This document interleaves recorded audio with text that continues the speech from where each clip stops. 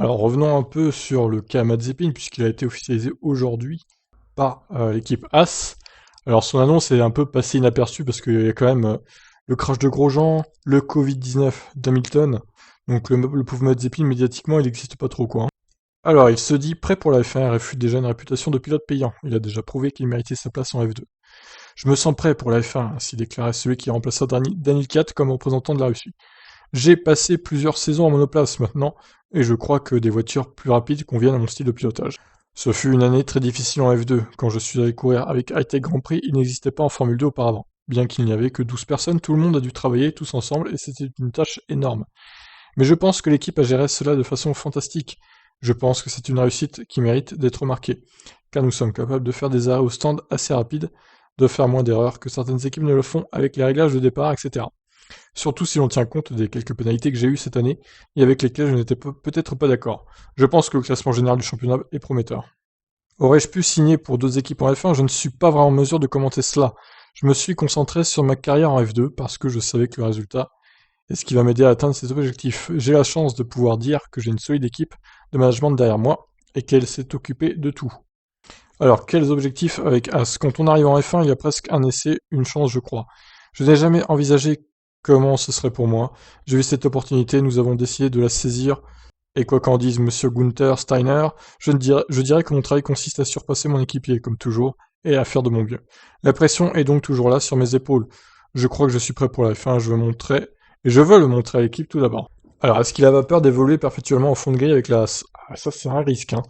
J'ai hâte d'y être parce que le fait de montrer en F1 va évidemment être passionnant, quelle que soit la performance de la voiture. Et je pense qu'à ce stade de ma carrière, en tant que jeune pilote, il n'est pas pertinent de dire si la voiture est bonne ou non. Je pense que la plupart des écuries ont décidé de se concentrer sur 2022 en raison de la limitation du budget et de la planification qu'il faut faire. Je suis évidemment conscient que l'équipe a eu une année difficile, cependant, je me concentre sur la préparation de la F1. La voiture est très différente de ce à quoi je suis habitué et le calendrier va être presque le double de ce à quoi je suis habitué. Ah bah, le triple même je dirais, parce qu'il y a que 7 destinations l'année prochaine en F2, et il y aura 23 courses en F1. Bon, évidemment, il y avait plus que 7 destinations en F2 cette année. Mais effectivement, ça va lui changer la vie, toutes ces courses, hein. Je m'attends à bien figurer par rapport aux performances potentielles de la voiture avec laquelle je vais courir. Je pense que mon coéquipier et moi devons être proches dans les temps autour. Ce coéquipier en question, chacun s'attend à ce que ce soit Mick Schumacher, mais l'officialisation de la nouvelle n'est pas encore venue. Comme Lance Stroll ou Nicolas Latifi, Nikita Mazepin ne risque-t-il pas enfin d'être considéré comme un fils à papa si les résultats ne suivent pas? Qu'y a-t-il avec eux? Ce sont de très bons professionnels jeunes pilotes qui ont tous les deux obtenu des résultats incroyables dans leur carrière en monoplace. Alors, résultats incroyables, bon, Latifi, je suis pas sûr qu'il ait eu des résultats incroyables dans sa carrière, mais bon. Ouais, Stroll c'était un peu mieux, même si évidemment il avait de gros moyens derrière lui, ça aide aussi à faire de bons résultats dans sa carrière. Bon, on passe ça maintenant à Steiner qui s'exprime sur le recrutement de Mazepin, et puis on en finira avec cette actualité du coup. Alors, il défend son approche concernant les pilotes payants. Il fallait trouver un bon équilibre entre performance sportive et soutien financier. Nikita Mazepin cochait les deux cases. Gunther Steiner, Gunther Steiner de comparer Nikita Mazepin à quelques prédécesseurs comme Lance Stroll, Sergio Perez ou Niki Lauda. S'ils sont rapides, c'est bien, il y a toujours eu ces pilotes payants. Beaucoup de pilotes arrivent en F1 avec un soutien financier. Il y a de très bons pilotes en F1 qui, au début, ont amené un sponsor. Checo a été le premier à être appelé ainsi. Ils ont dit c'est un pilote payant quand il est arrivé en F1. Regardez-le maintenant, il est sur le podium et fait du bon travail. Pour moi, Russell est l'un des meilleurs pilotes. Sans l'aide de Mercedes, il ne serait nulle part. Il y en a beaucoup. Lance Stroll, il était sur le podium. S'ils sont bons et qu'ils ont un sponsor, c'est une solution parfaite. Quand j'ai parlé avec Niki Lauda il y a longtemps, il m'a dit j'ai réussi à entrer en F1 grâce à une banque qui m'a sponsorisé. Je pense que c'était avec BRM à l'époque, et il a été 3 fois champion du monde. C'est comme ça que vous voulez le voir. Si quelqu'un est bon et qu'il a un soutien financier, il a certainement plus de chances que quelqu'un qui est au même niveau et qui n'a pas de soutien financier. Ça, c'est évident.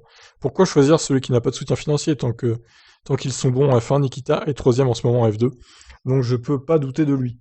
De quoi d'autre avez-vous besoin? S'exprimant donc purement sur un plan sportif, Gunther Steiner a rappelé que Nikita Mazepin était encore en lice pour remporter mathématiquement le titre en F2 face à Mick Schumacher ou Callum Ilott, et cela suffit. Je pense que du point de vue du pilotage, il est actuellement troisième du championnat de F2.